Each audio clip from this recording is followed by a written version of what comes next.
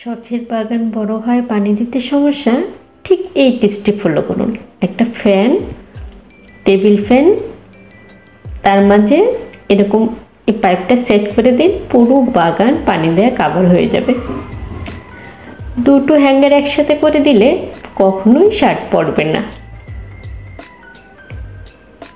চিংড়ি কাটার সময় মাথাটা কেটে বিষাক্ত রক্তটা বের করে ফেললে চিংড়ি খাওয়ার উপযোগী হয়ে যাবে, আর কোনো কষ্ট করতে হবে না।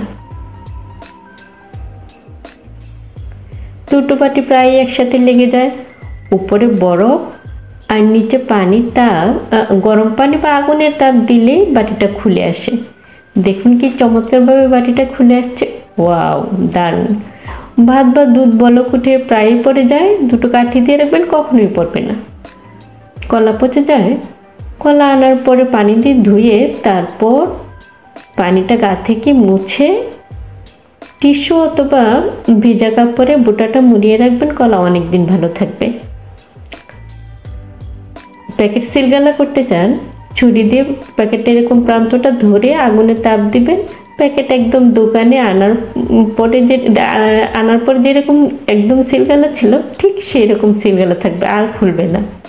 ভাত নরম হয়ে যাওয়া কমন সমস্যা, তো এক্ষেত্রে কী করবেন, একটা পাউরুটি ভাতে দিয়ে রাখবেন।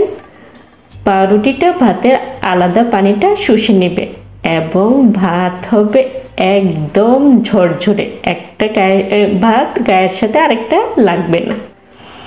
মাংস বের করার পর গরম পানি, ফ্রিজ থেকে বের করার পর গরম পানি আর লবণ দিয়ে রাখবেন, মাংস সহজে গলে যাবে। তেল ঢালার সময় ঠিক এই পদ্ধতিতে একটা চামচ দিয়ে তেলটা ঢালবেন, কখনোই তেল ছিটকে বাইরে পড়বে না। আমাদের এইটা কমন সমস্যা যে তেল বাইরে পড়ে যায় বোতলে ঢালার সময়। ইস্ত্রির মাঝে ফয়েল পেপার দিয়ে কাপড় ইস্ত্রি করবেন, কাপড় পরার সম্ভাবনা নেই। কাপড়ের স্ট্যান্ডে এইভাবে কাপড় না দিয়ে ঠিক এরকম করে প্যান্টটা রেখে দুই পাশে দুইটা পা দিয়ে রাখলে কাপড়গুলি, এটা হচ্ছে কাপড় রোদে দেওয়ার সঠিক পদ্ধতি এবং অনেক কাপড় একসাথে রাখা যায়।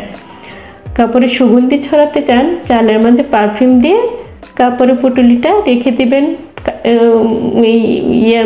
কাপড়ের মাঝে সুগন্ধ ছড়াবে।